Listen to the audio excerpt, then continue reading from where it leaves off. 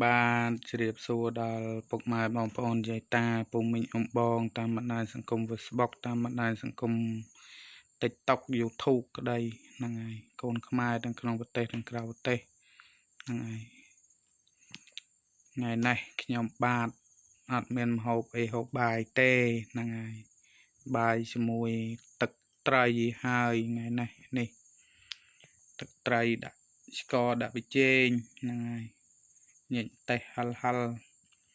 នេះបាយឯងមកបងប្អូនណាអត់រើសអើងហូបបាយជុំគ្នាទាំងអស់គ្នា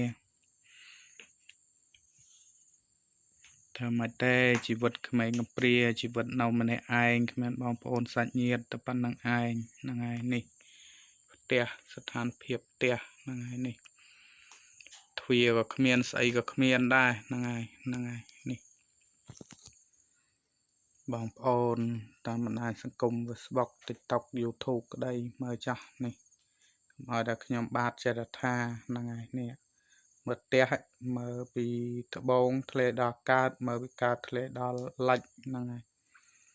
មើលពីជើងធ្លាដល់ត្បូងមើលពីត្បូងធ្លាដល់ជើងហើយហ្នឹងហើយនេះធ្លុះធ្លាយអស់ហើយមិនអីទេហ្នឹងហើយនេះមិនអីទេហ្នឹងហើយតទេស្អាតទៅនេះហ្នឹងហើយសំបីតាកតេលខ្នើយមុខមួយអត់មានផងបងប្អូនហ្នឹងហើយអត់មានទេហ្នឹងហើយជីវិតអ្នកក្រហ្នឹងហើយជីវិតក្មេងកំព្រាតែប៉ុណ្្នឹងឯងបងប្អូននេះសប្ងៃខ្ញុំបាទដេករឹងនេះហ្នឹងហើយបានរឹងមួយដេកហ្នឹងហើយណាមើលផ្ទះមកធ្លុះធ្លាយបាក់បែកអស់ហើយដបូលក៏លិចដែរដបូល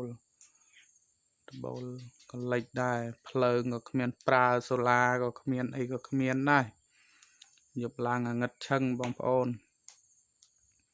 ងឹតឈឹងនៅជាប់ជើងភ្នំផ្ទះកុំអត់ហើយបងប្អូនថាខ្ញុំបាទចេះតែថាហ្នឹងហើយមើលតាមការជាក់ស្ដែងហ្នឹងហើយយប់ឡើងនេះបានភ្លើងភ្នក់នេះពពុះភ្នក់ហ្នឹងហើយភ្លើងខ្មែរសាលាក៏គ្មានអីក៏គ្មានដែរហ្នឹងហើយគ្មានបងប្អូនណាគេជួយទេហ្នឹងហើយរោដោយកម្លាំងយកឈាមខ្លួនឯងហ្នឹងហើយបានប៉ុន្មានហូបប៉ុណ្ណឹងហ្នឹងហើយគ្មានពីណាគេមកជួយយើងទេហ្នឹងហើយនេះ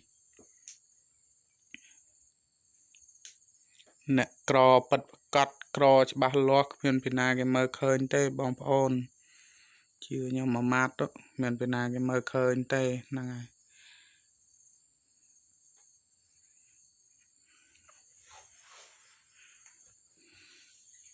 នេះចន្ទីមុខផ្ទះបានប្រមាណ700ដើមដែរបងប្អូនតែគ្មានលុយទិញថ្នាំបាញ់ឆ្មៅទិញថ្នាំបាញ់ជីដាក់អីទេអត់មានទេបានប៉ុន្មានយកប៉ុណ្ណឹងហើយចន្ទីនេះបានប្រមាណគីឡូយកប៉ុណ្ណឹងហ្នឹងហើយវីដេអូខ្ញុំបាទមានតែប៉ុណ្្នឹងឯងបើសិនថាពុកម៉ែបងប្អូនយាយតាពូមីងអំបងតាមបណ្ដាញសង្គម Facebook TikTok YouTube មិនប្រកែប្រកាន់ជួយ comment និង share like បន្តនិងជួយចុច channel YouTube ខ្ញុំបាទម្នាក់មួយផង